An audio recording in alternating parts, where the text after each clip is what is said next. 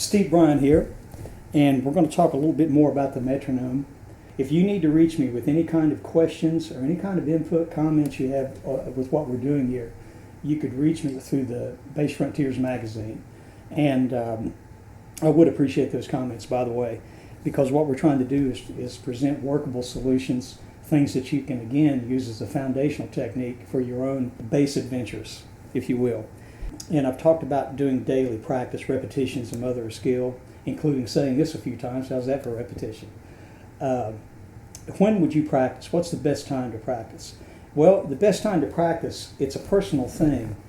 You want to maintain a practice schedule. Hopefully you'll do this daily, especially as we get into the meat of the situation. You want to do that at times when your brain is really, when you're awake. I don't necessarily mean in the morning. Maybe you're working on a different shift, that kind of thing. But you want to have something where you're minimizing interruptions, where you're talking about, where I'm talking about, no phone calls, nobody's interrupting you. Guard that time when you're working on your beginning technique. Or for you more advanced players, working on some of these things that we're talking about here. You know, when you're working a lot of gigs sometimes, and I certainly had my share of them, sometimes I'd see bands where the bass players were the best musicians in the band. I've seen some where the trumpet player would be the best musician in the band. The drummers are the best musician in the band. But doing a lot of one-nighters, and I'm certainly a product of my environment of doing so much live things. I came up playing live, I mean, tons of gigs for years and doing all kinds of different things. Many times I would run into drummers who varied in degrees of competency, and I would always run back to the metronome and use this thing of using the metronome on 2 and 4 to help correct your time habits. Because if you're playing with a bad drummer, I don't mean he's got bad breath or he's a bad personality or anything of that situation, but he might rush his fills, for example, or the way he plays a slow shuffle is not quite together.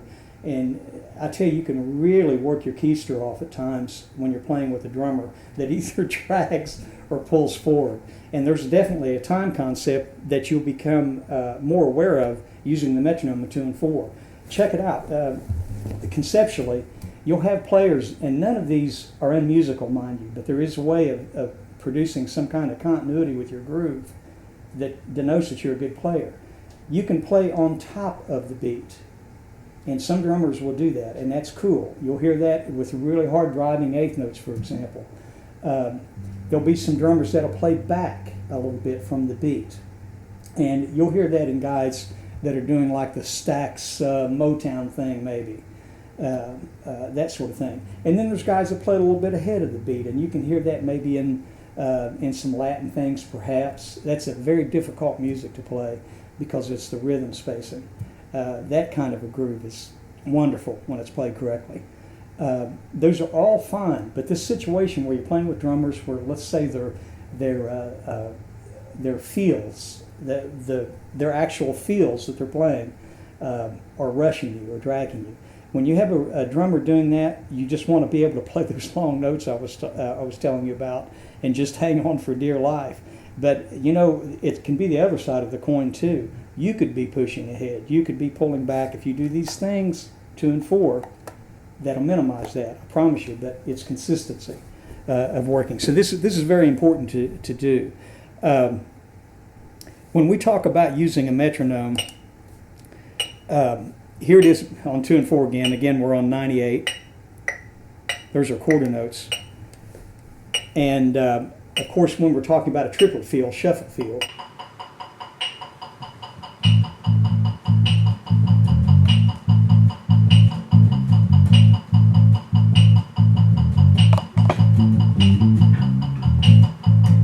dig where I'm coming from? 1, 2, 3, 1, 2, 3. That's again, that is the use of first playing long notes. Notice playing this shuffle. Huh? What I did, I made contact with the string, merely muted by lifting up.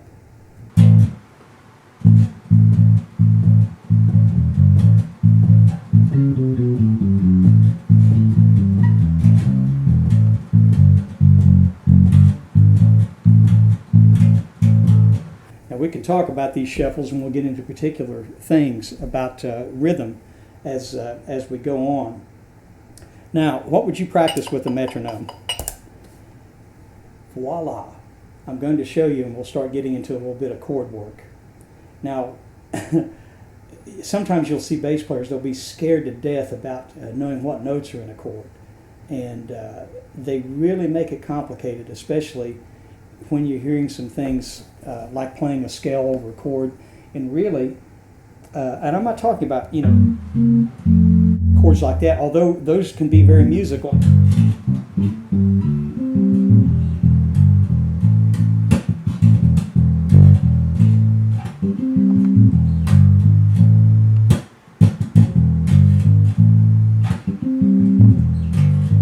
Something like that can be really cool when you're doing that. But we're talking about what chord is being played when you're nailing the A. And a lot of people will learn a scale, and there's nothing wrong with scales. I don't mean to criminalize scales or make them illegal or anything, but you're not playing scales on the gig, you're playing chords. And let's talk a little bit about that, about how we can use that. And just take this example where we're playing this groove. If I played this chord, by the way, is an A minor 7. We'll talk about the fingering and all that kind of stuff later on.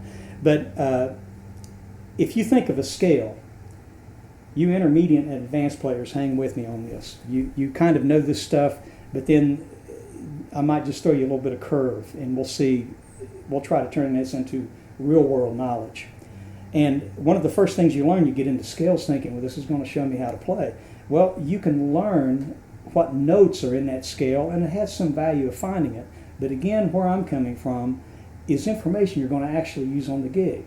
And again, I haven't been hired to play a scale. That doesn't sound real good. You're playing kind of like a basic little funky groove.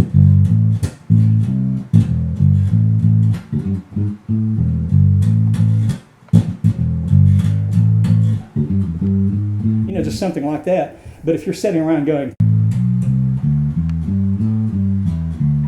for the full scale, Dorian minor scale, that gets a little old. It sounds very exercising. And no, what you're doing is that you're using notes in the scale. So let's back up just a little bit, and I'm going to take you around for a tour of chords. And here's our G major scale again. Here in Nashville, we use something called a number chart, and I know the great bassist and an associate compadre and a fine president of our AFM 257, our musicians union here in town, Dave Pomeroy, did a little exposition on the number system, and this is exactly building upon what he was talking about. Major scale. We're going to dispense with the note names. No, that doesn't mean that when you're reading music, we'll talk about all that. It's not as hard as you think it is. We are dispensing with the note names G, A, B, C, D, E, F sharp, G, and simply calling it 1, 2, 3, 4, 5, 6, 7, 8. Now here's the thing, and for just to simplify the purposes and where we're going, is you're going to be extracting notes out of that scale in order to get your chords. You probably know that for some of you, but if not, then hang with me, I'll show you. If you take the 1 of the scale, the 3 of the scale, the 4, the 5th of the scale, I'm so sorry, and the 8, you notice I played a total of 4 notes there. I use scale degree, notes, number, scale degree, they're all interchangeable. Scale degree 1, 3, 5, and 8. That gave us a G major chord. Now, just a basic, if you think of like a basic country walking line, just a very, like a 50s country walking line. That's less notes than, that's not going to make it on the gig. See, you're playing like a good groove. You're playing, right? 1, 3, 5, 3. And you're going to use your scale. It's not going to happen. But you know the chord there of what you want to try to achieve, the 1, 3, 5, and 8. Now, there's the minor chords. There are 7 chords. But here's what we're going to talk about. Then we'll conclude this segment. We'll get into this heavier on the next one. What you're doing is that you're going to build a chord off of each degree or note name or number. Now, this is just a quick around the block type thing, and I will take this apart in the next segment. I'm building a chord off the 1, building a chord off the 2nd degree of the scale, which will give us a 2 minor and A minor, building a chord off the 3rd note of the scale. See how it works? B minor, C, D chord, E, and something you won't see too much in music, we'll get into that when we get into the theoretical section. You're playing a diminished chord back to 8. So that almost sounds melodic in itself. Check it out.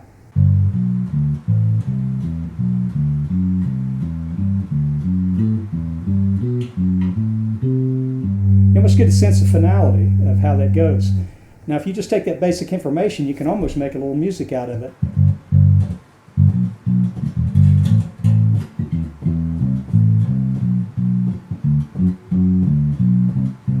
Almost sounds like a little bit of a line, a lot better than. So we'll get into this and much more of the meat of the situation, but this is just a sort of warming up your mind thing. Hey, I tell you what, think of this as a cerebral laxative, and that's a good way to take this. All right, see you on the next segment.